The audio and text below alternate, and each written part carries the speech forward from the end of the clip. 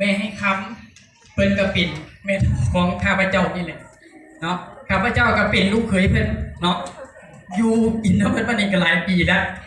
ทีนี้เองเนาะเฮามาฟังประวัติเพิ่นเนาะประวัติผู้นี้เนาะความรู้บ่มี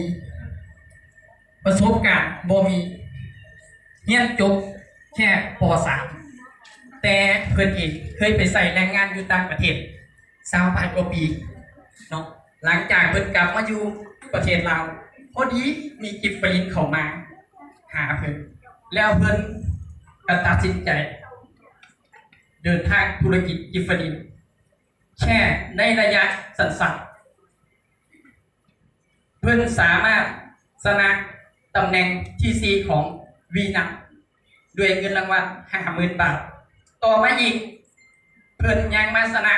เงินรางวัลในตำแหน่งแซนเทิล700,000 บาทไปเรียบร้อยแล้วเนาะทีนี้เนาะในการท่องเที่ยวต่างประเทศของเพิ่น3ประเทศที่เพิ่นชนะมาแล้วเนาะผู้หญิงผู้นี้เป็นแม่เฒ่าของข้าพเจ้าเองพร้อมที่จะรับฟังเพิ่นแล้วหรือยังพร้อมแล้วขอพลังเสียงตบมือดังๆให้แม่ให้ข้าวต้มข้าวจาน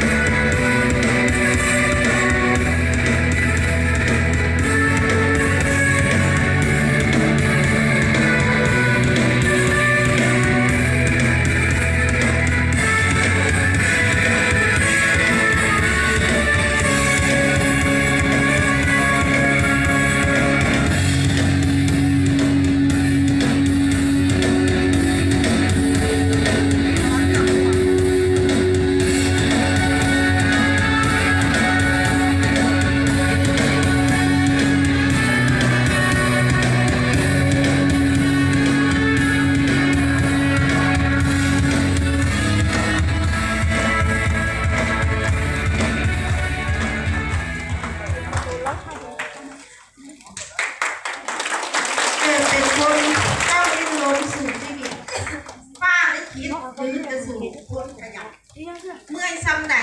ใจก็ท้อของฟ้าฝันแล้วพอฝันจะเป็นกินได้ด้วยกิฟต์ฟรีสบายดีนะคะธุรกิจทุกทางพอเฮียนเนาะพอเฮียนผู้นำเนาะคือมื้อนี้แม่ลำเงินพาราได้ในประเทศเราเป็นคนแรกขอเสียงตบมือดังๆแม่เพิ่นที่เป็นเกียรติมากเลยนะแล้วก็ขอขอบใจสตาฟงานเขาจะเกิดขึ้นได้ต้องมีสตาฟเนาะขอเสียงตบมือดังๆให้สตาฟอยู่ข้างหลังนะคะขอเสียงตบมือดังๆให้นักธุรกิจทุกท่านที่นั่งอยู่ในห้องนี้ที่เสียสละเวลามาเนาะวันนี้แม่ก็จะเล่าย่อๆสั้นๆเวลาของเขามันกันย่อเนาะ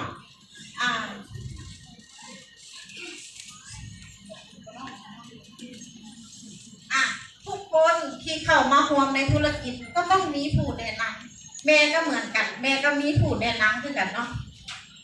ที่จริงก็ผู้แนะนำของแม่จะเป็นป้าใสพระสุวรรณเนาะ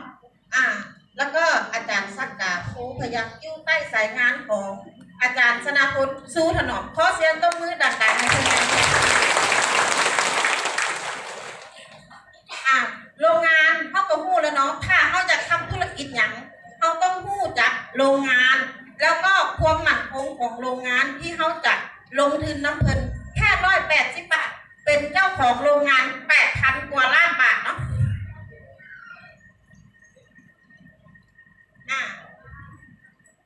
นี่เป็นผู้บริหารแพทย์หญิงนฤดีไพบูลย์เป็นประธานกรรมการแพทย์จักรพงศ์ไพบูลย์แพทย์หญิงใจกิฟต์ไพบูลย์อันนี้แม่จะเบ้าโยเนาะคือเพิ่นเป็นประธานของบริษัทเขาเนาะคือเพิ่นก็เข้าไปแล้วเนาะโรงงานแม่จะกดเบ้าหลายเพราะว่าเวลาของเรามันน้อยเนาะอาจจะเดี๋ยวกระติดเข็มโฆษณาเนาะ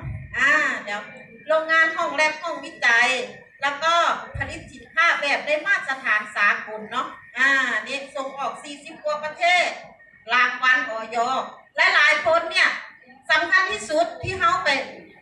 ขายอาหารเสริมหรือไปแนะนำอาหารเสริมเขาจะถามว่ามีออยบ่แม่นปะเขาจะถามมีออยบ่ถ้าผู้ใดกินอาหารเสริมให้สังเกตข้างกล่อง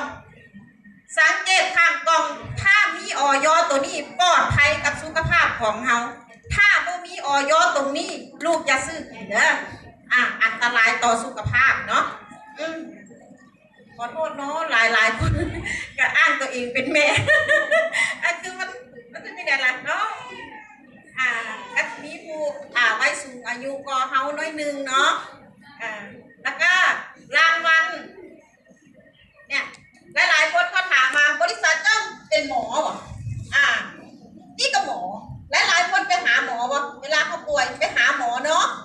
ที่บริษัทของเขามีแต่แพทย์แต่หมอแม่ไปประชุมคณะได้โอ้โหหมอขาวอักลักเลยอยู่ในบริษัทเนาะเนี่ยก็มีบริษัทใดที่จะให้เงินเขามากขนาดนี้ครึ่งก็ครึ่งลูกเบิ่งไงเพิ่นขายแล้วก็ปันผลนะครึ่งก็ครึ่งเนาะนั่นแหละแล้วก็เป็นกับโอ้หลายเนาะทำไมต้องระบบไส้โกงขับเคลื่อนเพิ่นบอกว่าอะไรโอเคเนาะแม่กับลูกโอเคหลายคนที่ใช้โทรศัพท์เป็นเครื่องมือเดี๋ยวนี้เนี่ยออนไลน์ไวที่สุดเลยที่เฮาและหลายคนขายออนไลน์ยอดจะมาสูงที่สุดนะเดี๋ยวนี้ก็คือไปใกล้ก็ได้จะมาใกล้ไฟเดอร์โลโควิดหลายนะจะมาใกล้ไฟเดี๋ยวไฟจะติดใช้เครื่องมือให้เป็นประโยชน์เนาะขับเคลื่อนตัวเองไปให้ไวเนาะแล้วก็ถ่ายทอดระบบให้กับทีมงานเมื่อลูกๆมาเรียนจังซี่แล้วเวลาเขาไปสอนทีมงานเขาก็เอาข้อมูลของเขาที่เรียนมาก็ลูกทีมเขามันบ่ได้มาให้ลงภาพสนามสอนทีมงานเหมือนดาวบีสอนทีมงานทุกวันเลยแล้วจะสอนอยู่เมืองหรือจะลงภาพสนามเนี่ยสายงานเขาจะเติบโตและแข็งแกร่งเนาะแล้วก็มาระบบมาเรียนเรื่อยๆมาเรียนดูจะมีประชุมมีวงใดไปเพราะว่าแม่เป็นคนที่บ่ได้หนังสือเนาะข้าพเจ้าเองเป็นคนบ่ได้หนังสือแต่ว่าเข้าประชุมบ่อยที่สุดเลยมีวงใดไปโคราชไปบ่เคยขาดนักเรียนเพราะว่าเขาบ่ได้หนังสือยกแต้มบ่ได้ใส่ความจำไปได้ทีละหน่อยจำมาทีละหน่อยแล้วก็มาฝึกฝนตัวเองพัฒนาเจ้าของเนาะเพราะว่าเขาอยากชนะรางวัลกันปะเนี่ยเข้าลบ5 ขั้นตอนเนาะที่เขาเปิดเนี่ยทุกสิ่งทุกอย่างเขาต้องเป็นหลักถ้าว่าเมทีมคนไหนที่ว่ามีอย่างมาไป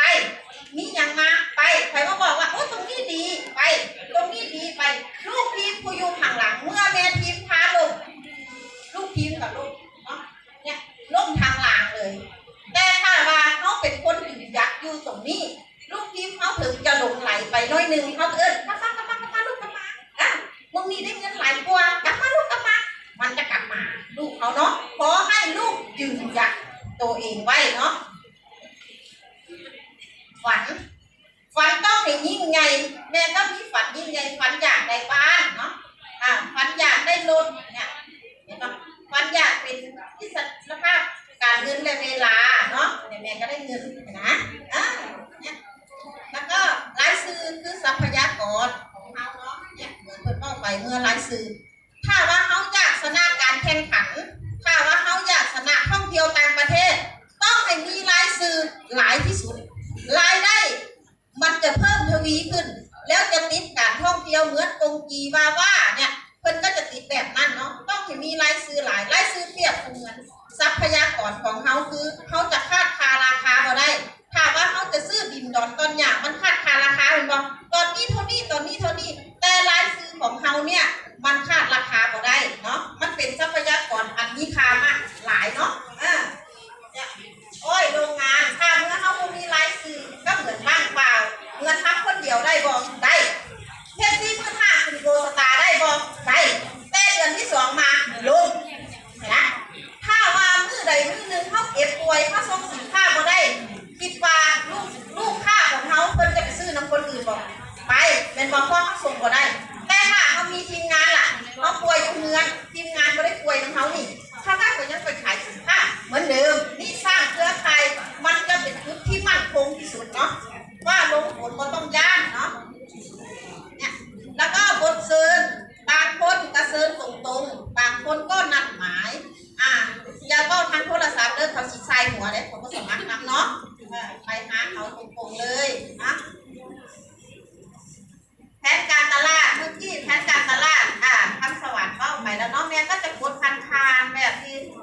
ให้ไวที่สุดเนาะได้สินค้าเนาะ60%เปลี่ยนที่จ่ายง่ายที่ซื้อเปลี่ยนที่จ่ายง่ายที่ซื้อเนาะว่าเขาอยากลงหุ้นส่วนกับส่วนลดแล้ว25%เนี่ย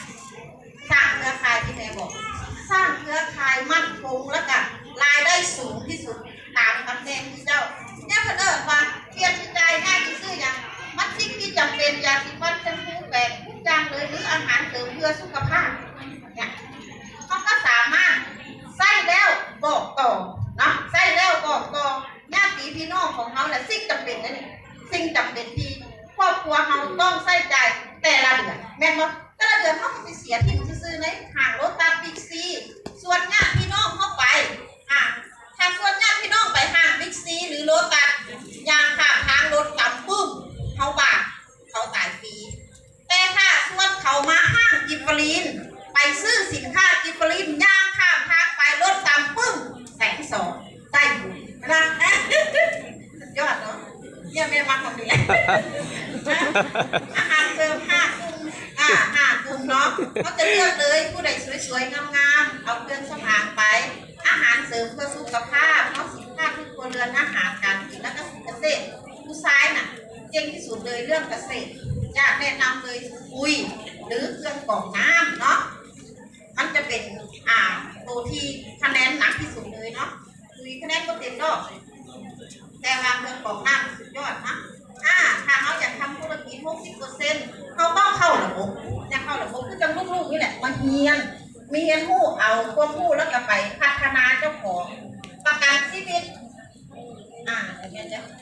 ประกันชีวิต15 ปีบริบูรณ์15 ปีเพิ่นจะให้เต็ม100%เนาะคือ120,000 220,000 320,000ถ้า65 ปีบวกอีก1 มื้อนะใครจะพุ่งไปทอด1 มื้อล่ะเอามัน65 ปีนั่นแหละมันจะได้120,000เนาะเราเรียนเด้อแล้วก็ทอด74 ปีได้ครึ่งหนึ่งเนาะเนี่ยประกันส่วนมากหลายๆคนน่ะจะพูดเรื่องตรงนี้เวลาแม่ทีมหรือลูกทีมหรือผู้มุ่งหวังเขาก็บอกว่าไปซื้อ1,500เลยบาทเดียวประกันคุ้มครองชีวิตค่อยบ่แม่นเลยเด้อซื้อบางคนมีเงินเขาจะซื้อ1,500เนาะบางคนบ่มีเงินเนี่ยคุณหมอจะซื้อเดือนนี้ลงใส่เดือนนี้เนาะซื้อทีละสิ้นค่อยบ่มีเงินอยากสีฟันหลอดนึงวันที่15แชมพูหลอดนึงวันที่20สบู่อันนึงเนี่ยเขาจะทอดทีละเดือนทอดครบ1,500เพิ่นจะเอา2 เดือนรวมมาเป็นเดือนแรกเนาะประกันเลยคุ้มครองเดือนที่3เนาะถ้าผู้ใดมาเกิดเดือนนี้บริษัทบ่จ่ายมาเกิดเดือนนี้วันที่1ออกมาตุ้มได้เลยเนาะแล้วก็ถ้าเดือนมีนาซื้อ1,000 บาทเนาะได้สามีภรรยาแล้วก็มีเงินคืน 10% นั่นก่อนสตาร์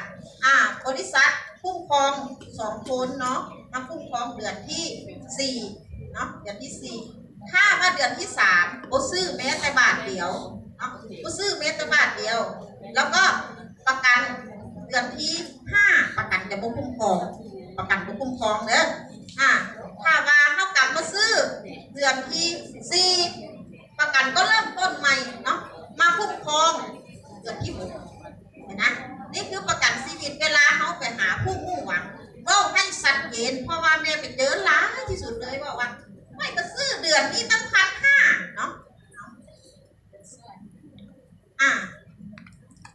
เนี่ยค่อยก็ซื้อเดือนนี้ตั้ง1,500ลูกค่อยละถึกรถตักตายลากค่อยคือบ่ได้เงินสัตว์ว่าเสร็จแม่พี่บอกว่าซื้อ1,500ตายได้โลดเนี่ยคือเขาต้องบอกให้ชัดเจนเนาะว่าแม่นว่าตายได้โลดเด้อประกันจะคุ้มครองเดือนที่3ถึงเขาจะซื้อประกันภัยเขาก็ให้เขาเดือนที่3เขาถึงคุ้มครองเวลาเขาเกิดอย่างขึ้นมาเนาะมาเบิ่งประกันภัยคุ้มครองเนาะอันตัวทางเทิงนี่กะลูกกะอ่านเอาเนาะแม่อ่านก็ได้เนี่ยได้แบบคนละ120,000นั่นคือก่อนสตาร์เนาะได้แบบ220,000นั่นคือโกสตาร์คือคุณหมอเพิ่นบอกว่าโกสตา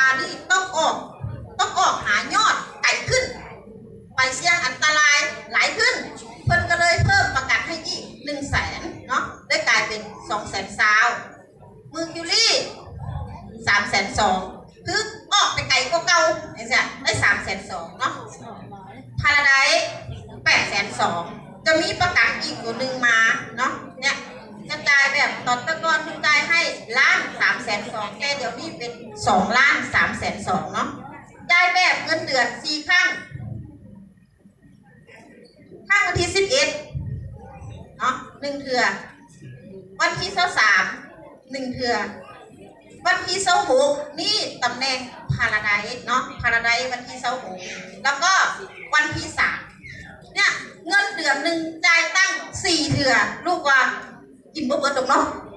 เพิ่นบอกว่าเงินเก่ายังบ่เบิดเงินใหม่ๆแล้วสุดยอดเนาะแล้วก็แข่งขันเป็นรายปีเนาะแข่งขันเงิน60,000สิ้นปี60,000อันนี้สิ้นปีเงินสะสมแต้มเนาะสิ้นปี60,000ดาวนี้ได้ไปวันที่3นี่60,000ตบมือดังๆให้เพิ่นแนวอู้ยพาได้ไปแหละสุดยอดเลยโอ้โหว่าเอาเงินไปไว้ใส่บ่หวาดบ่ไหวแล้วก็ได้แบบ100,000 6 เดือนนี่คือแข่งขันMercury Jupiter Venus เนาะMercury Jupiter Gold Star Mercury Jupiter 3ตำแหน่งแล้วก็1,12,000 เดือนนั่นคือParadise Exclusive เนี่ยตอนนี้แม่แขกอยู่1,000,000 บาทเนาะเดี๋ยวได้ยินข่าวดีแล้วก็ท่องเที่ยวต่างประเทศฟรีแบรนด์ที่3ประเทศแหละเนาะเที่ยว3ประเทศรอบนี้ไปเยอรมัน2 รหัสผ่านเรียบร้อยเนาะ2 รหัสยอดว่าเนี่ยคุณบอกว่าถ้าเอาพวกไป140,000คุณหมอให้รหัสละ70,000 บาทสุดยอดปะสุดยอดนี่แหละแม่มาแบบนี้แหละเนาะข้าพเจ้าก็มาแบบนี้เนี่ยเส้นทางแห่งความสำเร็จเนาะเนี่ยเพิ่นบอกว่านี่ลูกต้องเรียนรู้ตรงนี้เนาะหลายๆคนที่บอกว่าค่อยบ่เฮ็ดดอกค่อยเฮ็ดแล้วแม่ทีมรวยว่าแม่ทีมรวยเนาะลูกมาเบิ่งสมัครแรกๆก็สุดขมาเข้า180 บาทก็ลด25%เนาะลด25%กันยันฮอดไดมอนด์ก็ลด25%เนาะแล้วก็10% 15% 25%ยันฮอดไดมอนด์ได้โทรกันเนาะได้โทรกันไผเฮ็ดหลายก็ได้หลายไผเฮ็ดน้อยได้น้อยมันขึ้นอยู่ที่โตเฮาบ่ได้ขึ้นอยู่ที่แม่ทีมแม่นบ่ข้าพเจ้าเองยังบ่ได้ใส่ใจกับแม่ทีมเด้สมัครมาพร้อมกันแม่ทีมเขายังอยู่โกสตาร์แต่แม่อยู่พาราไดซ์เห็นไหมสุดยอดแหละเกี่ยวกันเนาะแล้วก็เขาจะประกันก็ตั้งแต่120,000 220,000 320,000เนาะแล้วก็แล้วแต่ที่เขาจะสร้างเครือข่ายนี่สร้างเครือข่าย 4% 6% 7% 9% 10% คือพาราไดซ์เนาะแล้วก็มี 5% 2% แล้วแต่เขาจะสร้างเครือข่ายลื่นไปขนาดไหนเนาะขึ้นอยู่ที่ตัวเขาแล้วเพิ่นบอกว่าไผเฮ็ดไผมากก่อนคนนั่นรวยมาเบิ่งนี่อาจารย์ศักดาคำสวรรค์ที่นั่งอยู่ข้างหลังที่เพิ่นเล่าเรื่องบอดเมื่อกี้แต่จากคำสวรรค์มาหาแม่นี่มัน4 สั้นนะแม่เป็นสั้น5เนี่ยนะค่อยเป็นคนสร้างตึกตรงนี้เนี่ยคำสวรรค์แม่ทีมคอยตรวจเนี่ยก็ได้ตามตำแหน่งของเพิ่นก็อยู่ประมาณ12,000-13,000 บาทเนาะแต่ข้าพเจ้า145,000 บาทแบบนี้สุดยอดว่ะสุดยอดเนาะแล้วก็มาเบิ่งเนี่ยอาจารย์ศักดาสุดยอดเลยนะเนี่ยงามบองามแต่ก่อนเนาะเป็นผู้รับประสานจะบอกงานที่ดีได้เนี่ยอันนี้แม่ก็จะบอกว่าเรื่องเงิน4 ด้านงาน5 แบบคำสวรรค์ก็ไปแล้วเนาะอย่างแม่ไปโคราชก็ไปฟังอันนี้แหละแม่เลยประทับใจไปเป็นลูกจ้างเพิ่นตั้งโดด20 ปลายปีถ้ายอดหลังคืนได้เนาะโอ้คือพ่อกิฟฟรินแต่โดดเน่ว่ะไปเป็นลูกจ้างตั้ง20 กว่าปีเนาะ20 กว่าปีกลับมาเฮือนอยู่บ่มีดินอยู่บ่มีบ้านอยู่บ่มีเบิ่งก็เจ้าว่าป้าไปไทยมาคือว่ามันจะรวยซะจนกว่าเก่าอีกเลยนี่แหละแม่ไปฟังตรงนี้อยู่โคราชเลยเกิดประทับใจขึ้นมาก็ลงมือทำเนี่ยทำแล้วเป็นมรดกตกทอดให้ลูกทีมของให้ลูกให้หลานได้เนาะ25% เกิดยันทอด50%เนาะเนี่ย เครือข่ายบ่มีวันตายสร้างเครือข่ายบ่มีวันตายเนาะเนี่ยเห็นไหมเพิ่นเอิ้นว่ายุทธที่มั่นคงแบบไหนอันนี้ก็ลูกก็อ่านเอาเนาะพ่อแม่เฮียนไก่เพิ่นเอิ้นมาสร้างทางลึกสร้างทางลึกสร้างโกสตาบ่มีวันลงสะพานตรงนี้เนี่ยถ้าพระเจ้าบ่ตอกเสาเข็มลูกว่ามันจะพังบ่พังเนาะแล้วก็ตึกเนี่ยถ้าเพิ่นบ่มีเสาเข็มลงมาน้ำมาพังเนาะแต่ว่าถ้าว่าเขาสร้างแบบนี้ล่ะล่มนะจะสร้างโกสตาติดโตสร้างโกสตาติดโตเนี่ยเวลาค่อยขี่ข้ามมาค่อยเสาตายเลยคนนี้มาค่อยขี่ข้ามไปเมื่อยแดดออกลมออกฮ้อนอยู่เฮือนตายเนาะ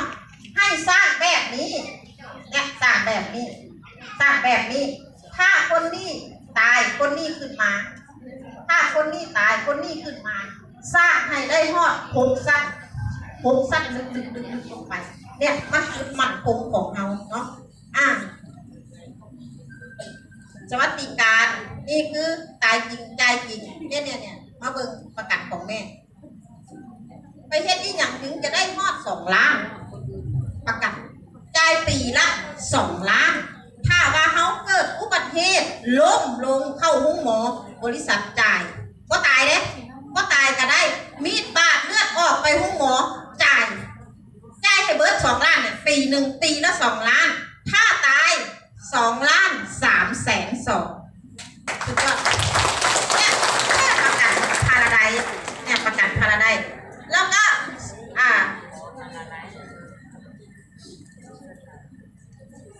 นี่ซื้อแม่ไอค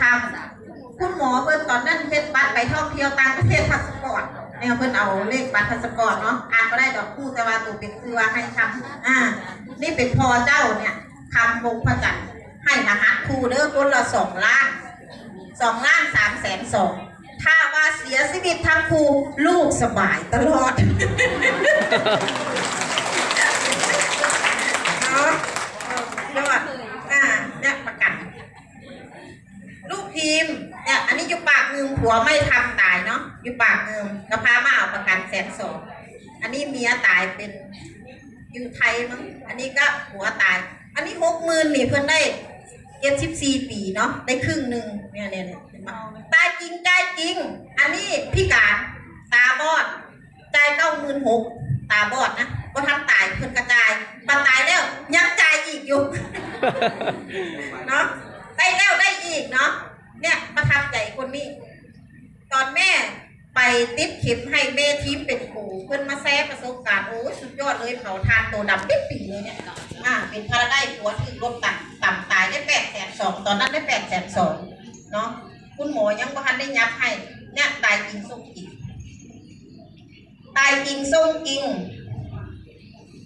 แม่ตายส่งให้สามีตอนนี้สามีตอนนั้นเพิ่นเป็นตำรวจอยู่เนาะผัวก็มาดำเนินต่อเกินเป็นไดมอนด์เนาะตอนนี้ยังบ่ตายแล้วบ่ทันตายแต่ส่งให้ลูกเนี่ยส่งให้ลูกชายเนาะตายจริงส่งจริงมีกิฟฟลินเท่านั้นน่ะเนาะตายจริงส่งจริงแล้วก็แม่ตายส่งให้ลูกชายตายอายุเพิ่งจะ35 ปีเนาะเสียชีวิตส่งให้ลูกสาวตอนนั้นลูกสาวเพิ่งจะได้เดือนเดียวคุณหมอบ่ทายรูปเนาะ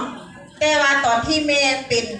แกนพาราไดซ์ส่งให้ลูกชายเป็นไดมอนด์ส่งมาหาลูกสาวเพิ่งจะได้เดือนเดียวรับเงินพอไปเดือนละ300,000 บาทต่อเดือนได้น้อยนางจังซี่รับเดือนละ300,000น่ะเนี่ยเฮ็ดแล้วนี่มันเป็นมรดกตกทอดให้ลูกเขาซัวลูกซัวหลานซัวเหลนซัวหลอดเห็นไหม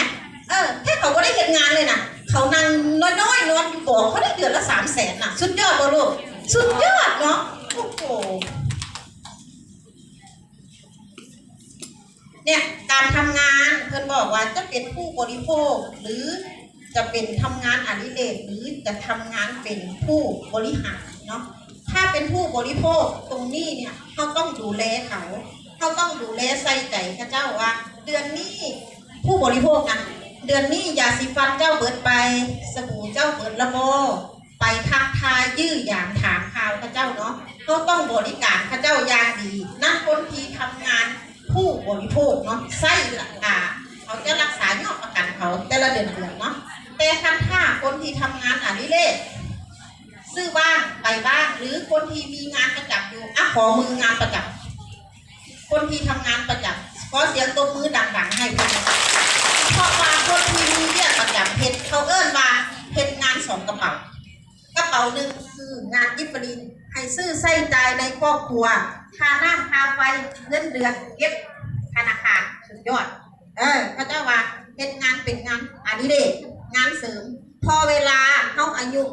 ยกเกษียณเพิ่นกดเขาออกจากเบี้ยแต่ว่าเขายังมีกิฟต์ลินทองหับเป็นปะเงินกิฟต์ลินทองหับเขาก็มาทำงานเต็มที่กับมันแป๊บเดียวเลยเงินดาวีใช้เวลาแค่12 เดือนเขาก็ยังได้เป็นตำแหน่งพาราไดเนาะมันก็ได้ใส่หลาย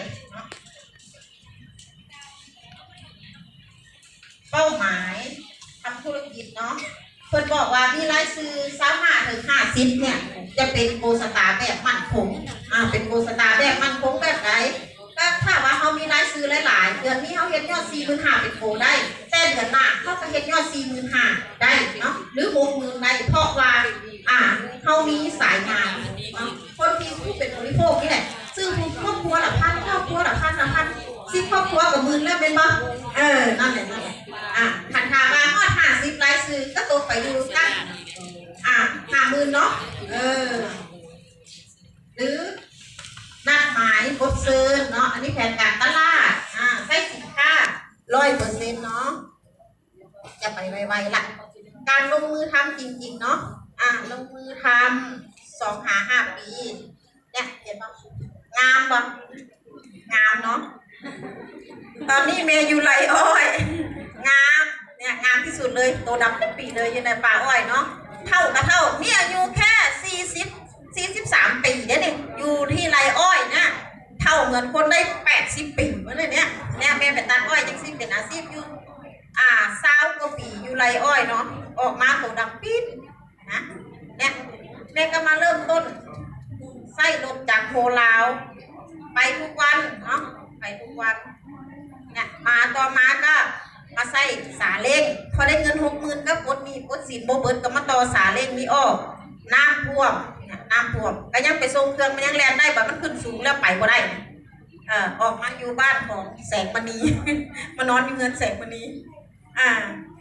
เนี่ยบ้านน้ำท่วมรู้เห็นไหมน้ำท่วมออกจากบ้านพ่อเมื่อตอนที่แม่ออกมาเนี่ยท่วมถึงฮอดเปลี่ยนใหม่ได้เงินดิฟรีสมัครการแข่งขัน50,000 บาทก็มาตั้งเสาเนาะพอมาสมัคร700,000 บาทก็เป็นลูกเป็นล่างขึ้นมาแต่พอทันแล้วแต่ได้1 ล้านแล้วแน่นอนแล้วก็มาเอาดินผมตั้งคอใส่แล้วก็มาซื้อรถเนี่ยก็เป็นลูกเป็นล่างข้างในน้อยนึงนะเห็นไหมเนี่ยถ้าว่าเขาพอตัดสินใจลงมือทำว่าตัวเองกูมีเงินหลักกูมีต้นทุนหลักถ้ารอให้ได้ลดก่อนนะถ้ารอมีเงินทุนก่อนแม่คงจะประมาณถึงขนาดนี้เนาะเขาใส่ความอดทนและพยายามของตัวเองเนาะอดทนและพยายามถึงเขาไม่มีต้นทุนแต่เขาก็สามารถเห็นได้มันอาจจะมีเรื่องหลายคนเจอปัญหาหลายอย่างครอบครัวแหละปัญหาหนี้สินแหละหลายอย่างแม่ก็มีหนี้สิน60 กว่าล้านที่เป็นหนี้อยู่เนาะแต่เขาก็ใช้ความสามารถและอดทนสู้ซนไปแล้วมันจะถึงเป้าหมายของที่เขาตั้งไว้เขาอยากได้อย่างนั้นเขาอยากได้ชีวิตที่ดีขึ้นอยากให้ครอบครัวมีความสุขอยากให้พ่อแม่เขามีความสุขถ้าว่าเขาไปล่มอยู่กลางทางเจ้าเหลียวลงไปที่คนรอคอยเจ้าอยู่1 ลูกแหละจะอยู่จังไหนจะกินแบบไหนจะมีชีวิตบ้านเมืองข้าเจ้าบอก2พ่อแม่ที่เขาหักเห็นปะพ่อแม่ที่เขาหักที่เขาจะดูแลแม่ก็เสียใจนิดหน่อยเสียใจนิดนึงคือตอนที่แม่ยังบ่ได้สำเร็จธุรกิจกิฟต์ลีนแม่เพิ่นยังบ้านได้เสียพอตัวเองสำเร็จแม่เสียชีวิตเห็นนะ แล้วก็บ่ได้ดูแลเพิ่นเห็นไหมนะคนที่เขาหักเนาะทีนี้เขามาตั้งเป้าหมายเจ้าของความสำเร็จมันอยู่ที่ตัวเฮามันบ่แม่นที่ตัวแม่ทีม หรือคนที่คิดว่าตัวเองเฮ็ดบ่ได้ลูกยังบ่ทันได้ลงมือทำว่าตัวเองคิดบ่ได้ลูกต้องมาเปลี่ยนความคิดตัวเองเปลี่ยนความคิดเจ้าของแล้วชีวิตเขาจะดีขึ้น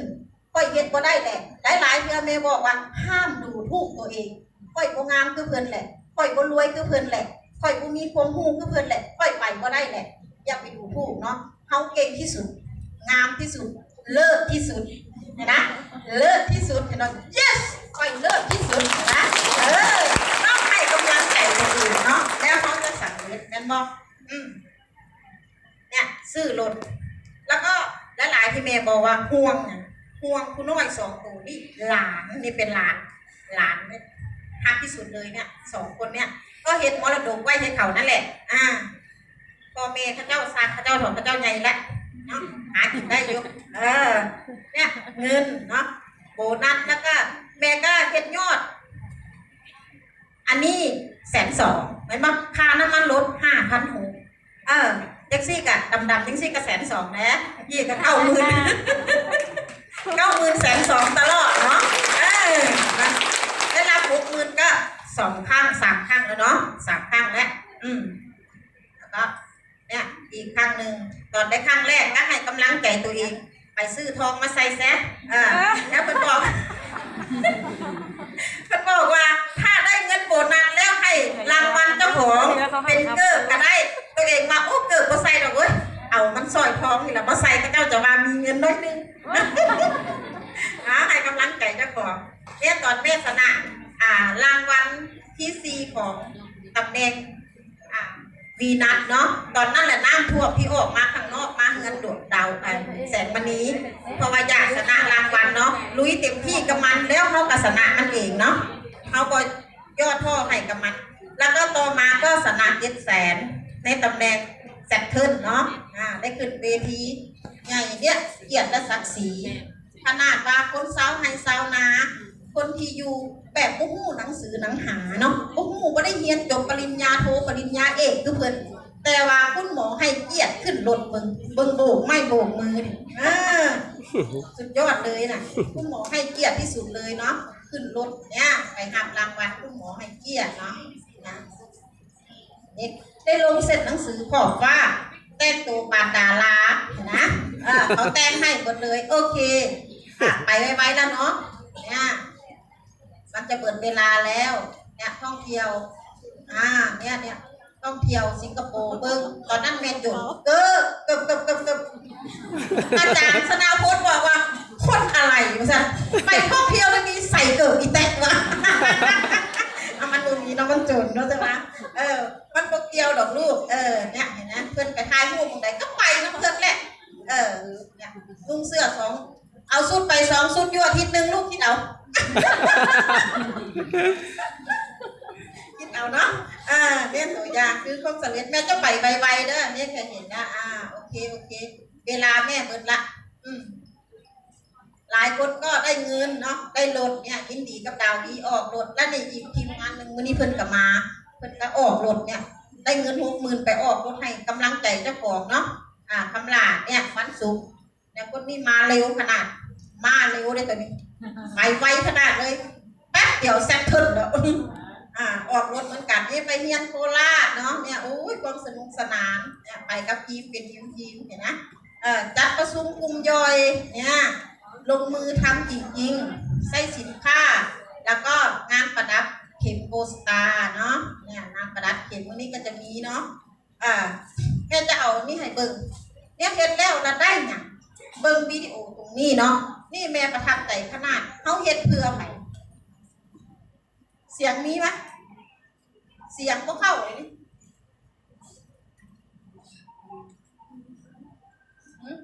เด็กวันบอกแม่จะเบ้าที่ว่าเฮาเมื่อย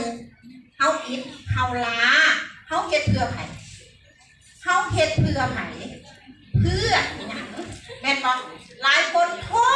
ค่อยไปบ่ได้ค่อยเฮ็ดบ่ได้ค่อยไปหาคนบ่ได้แม่ ม่นบอก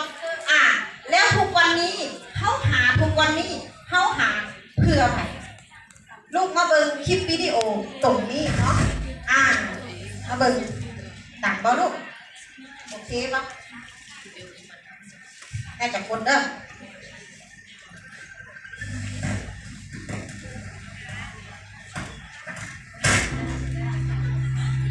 มาเบิ่งภาพวิดีโอตรงนี้เนาะกันเนาะก็ผมให้มาเล่นได้ไงนี่มันสำคัญรู้ไหมแล้วกันบ้านเสร็จยังแม่ช่วยสอนภาษาอังกฤษให้ผมหน่อยผมทำไม่ได้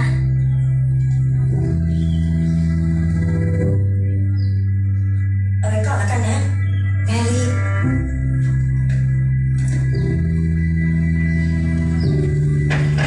ผู้หญิงคนนี้ชื่อสำราญเรียนน้อยอยู่101พี่ที่สอนพิเศษเขามาแล้วนะลูกเธออยากให้ลูกมีในสิ่งที่เธอไม่เคยมีแชมป์แบงค์แต่บางทีสิ่งที่เธอให้ก็ยังไม่ใช่เวลาที่ลูกจะเข้าใจแม่จะย้ายพวกลูกไปเรียนโรงเรียนอินเตอร์นะทำไมแม่อยากให้บางข้างบางคราวลูกเขาก็ไม่ได้เข้าใจกับตัวเขาแค่บอกบางข้างบางคราวครอบครัวก็ไม่ได้เข้าใจกับตัวเขาว่าเขาเฮ็ดเพื่อไว้ให้ผู้ใดเนาะ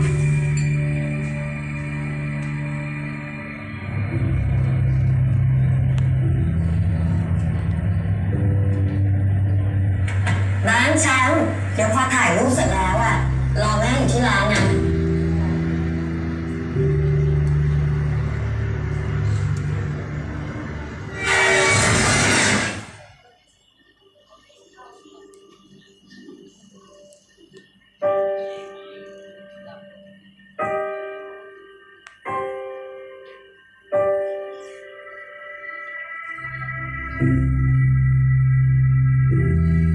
ชีวิตก็เหมือนการตอบคำถามและบางคำถามก็ไม่ให้เวลาตั้งตัว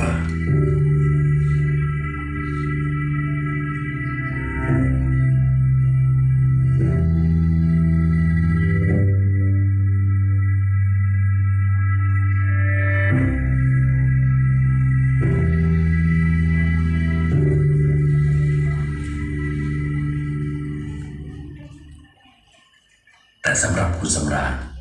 เธอตอบคำถามนี้ไม่นานแล้วที่มันสำคัญรู้ไหม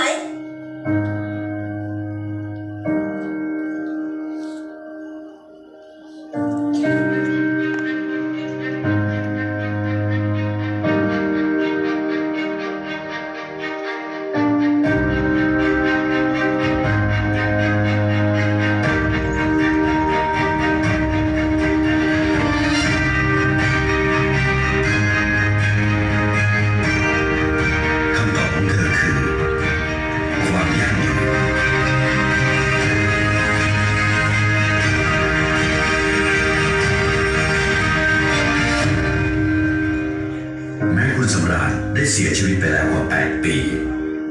สิ่งที่คุณสำราญได้สร้างไว้ยังเป็นรายได้ให้กับครอบครัวประสานสอนตลอดมาปัจจุบันสามีและลูกทั้งสองได้สานต่อธุรกิจกิฟเฟอรีนโดยมีรายได้กว่า 300,000 บาทต่อเดือน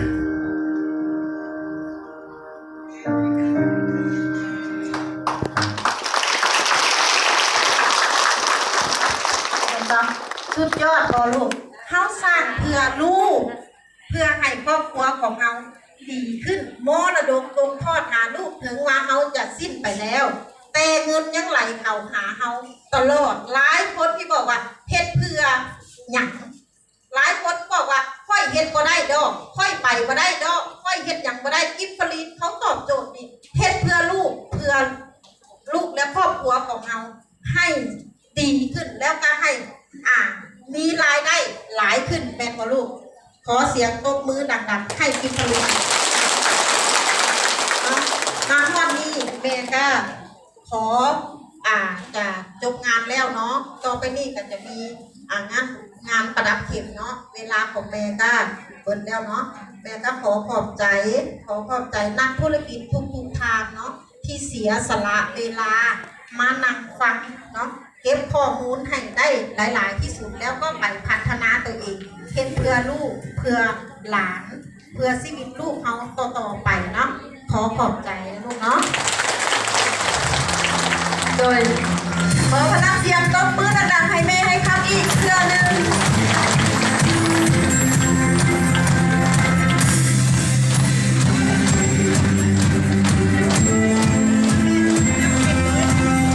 มาดับเก็บเลยแม่ต่อไปนี้เขาจะ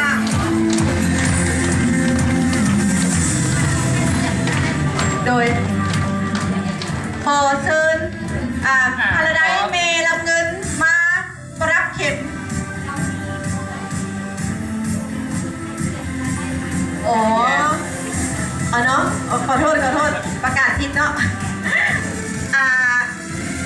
ขอเชิญดาวีขึ้นมาประรับเข็มพาราไดซ์ก่อนหมู่เลยเนาะตามด้วยโกสตาเนาะเดี๋ยวจะมอบงานตามไลฟ์ดาวีอินเท่าลม ยกมือให้เพื่อนเลยเนาะ ยกมือดังๆเป็นเกียรติ นี่ ให้ คื เพื่ อ อน พาราไดซ์ของประเทศเราโคตรดีโอ้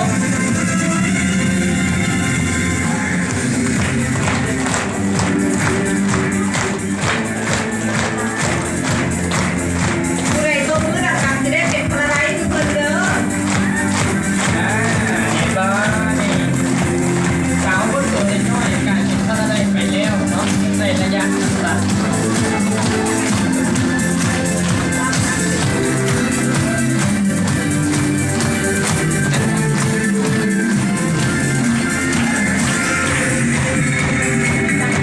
มือกล้อง มือกล้องนะ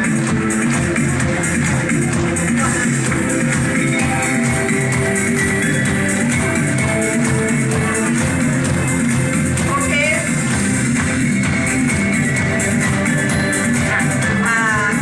ขอเชิญผู้ใดที่มีของรางวัลหรือของขวัญขึ้นมอบถึงเวทีได้เลยเวทีลูกทีมเนาะ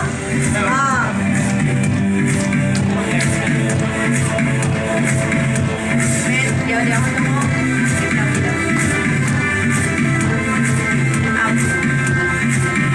แป๊บนึงเนาะมอบของขวัญเป็นรางวัล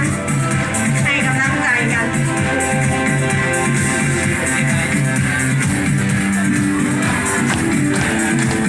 โอ้ยสุดยอดเลย ของขวัญให้ สุดยอดเลยขึ้นไปเลยเราจะขึ้นไปเลยตรงนี้ขึ้นไปเลยเพื่อจัดเริ่มเวลาเนาะเพื่อจัดเริ่มเวลา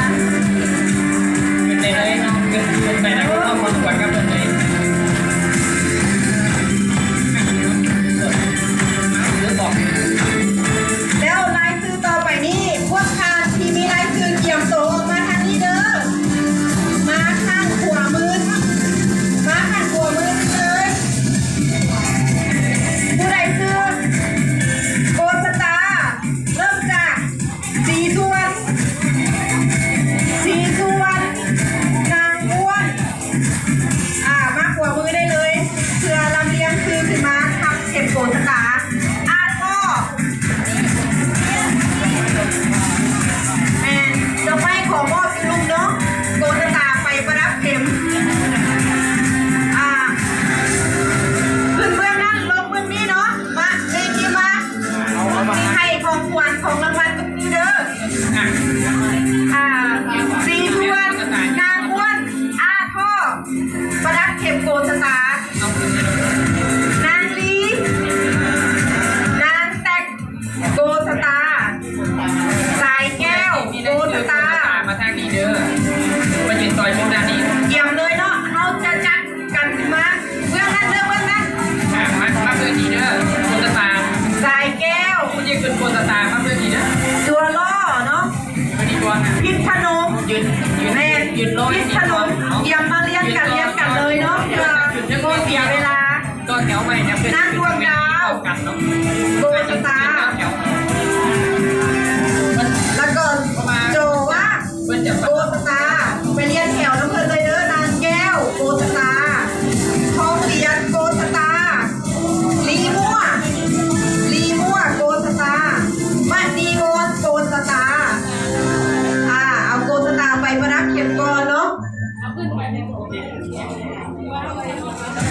ขวดหม้อมาไม่เยอะ ยังอ่านโรเบิร์ตเชียร์โกสตาร์เรียนเบื้องนั้นเด้อนางว้าวโกสตาร์ดัวลี่ ก็ของขวัญที่แกนั่นเลย ขึ้นเบื้องนั้นมามอบเบื้องนี้โอเคนางเยอะเยอะโกสตาร์นางมาโกสตาร์นางเยาว่าโกสตาร์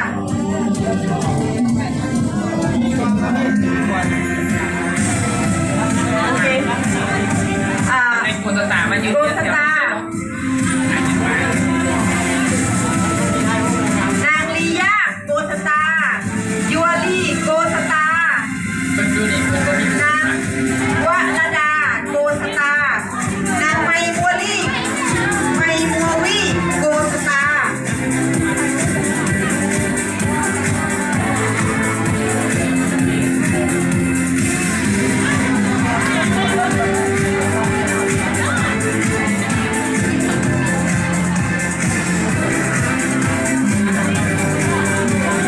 ยังมานีทองเหรอ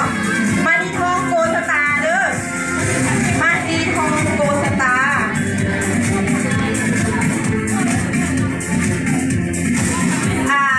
เป็นทีให้กำลังใจให้ดอกไม้พวงมาลัยให้ พอจะไม่เลือกทั้งชุดเด้อเลือกโกสตาที่เลือกนี้นะครับปล่อย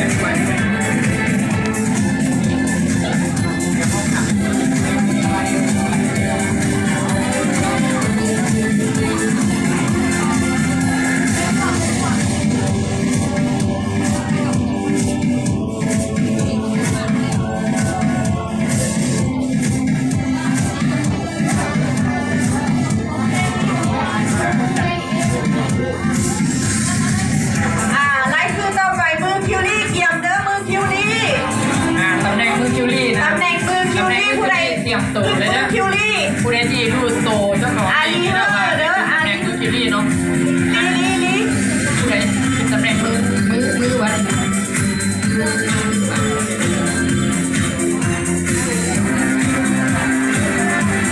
ประกาศตอนช่วยเลยอาลีเมอร์ดวงดาวมือคิวรี่ปีย่างมือคิวรี่ ตำแหน่งมือคิวรี่มา ตำแหน่ง เด้ มื อ อคิวรี่เรียนแถวต่อเลยเด้อ มาเลือกแถวเบอร์นี้เด้อตำแหน่งมือ มุก คิวรี่ มัวมือคิวรี่เนาะ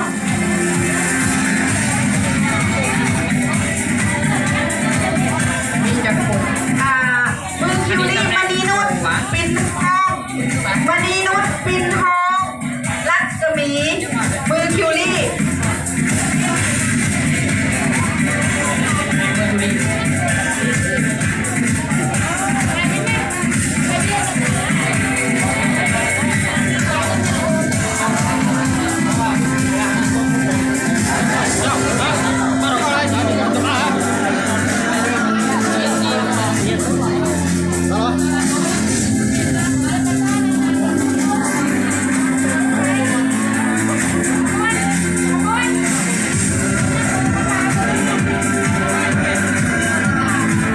โกสตาแกล้งไปแล้ว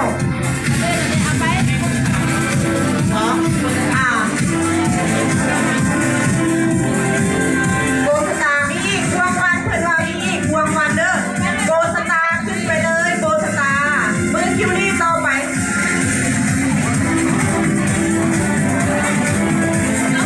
โอ้ยสุดยอดงามขนาดเลยสุดนี้เนาะ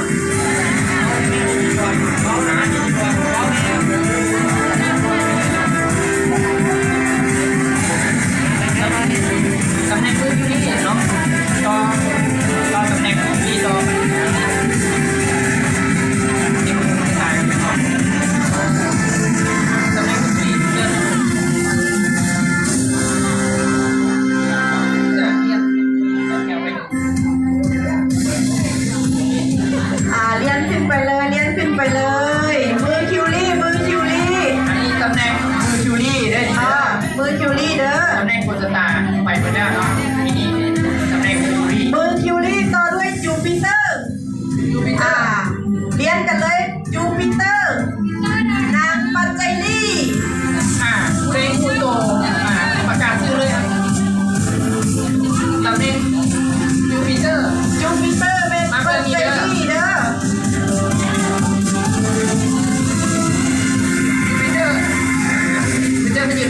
เนาะผู้ใดคือจูปิเตอร์ยืนมา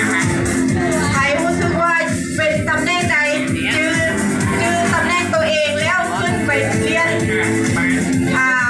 ตามพระเจ้าเนาะ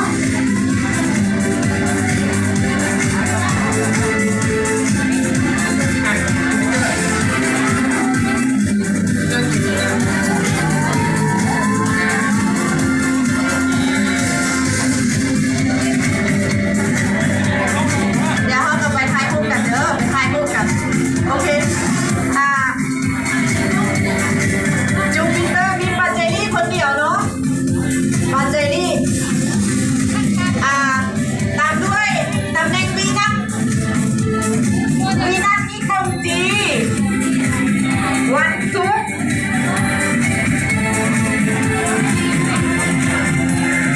เอาขึ้นไปเลยเย้เราเย้ย่างขึ้นไปเลยเย้โอเค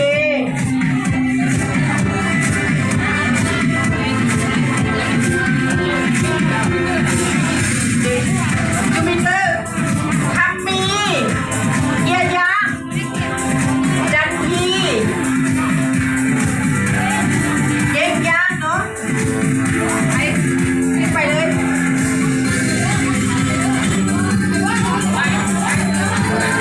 ตำแหน่งจูปิเตอร์เด้อขัดคำเด้อขัดคำ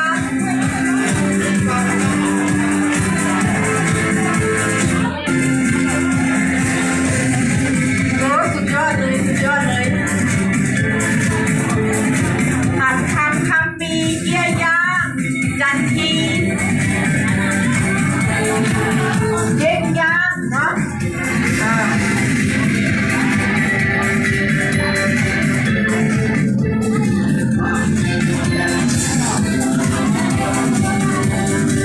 ตามไปด้วยตำแหน่งวินัสกงจีวันศุกร์แล้วก็กงจีตำแหน่งวินัสโอ้สนุกสนานกันเลยวันศุกร์จะใส่โอเค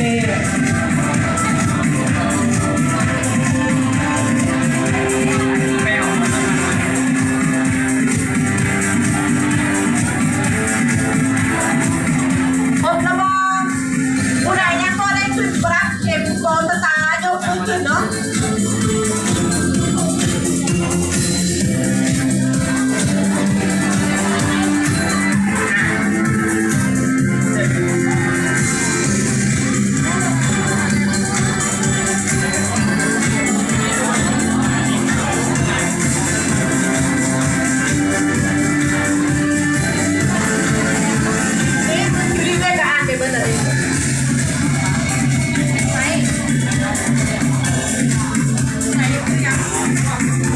สันสดีเนาะ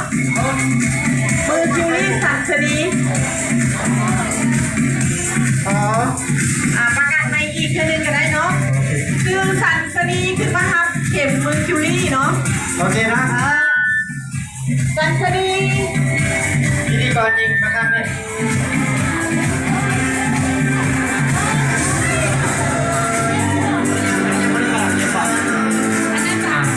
ขอเชิญแม่ไฮยังมีอีกคนนึง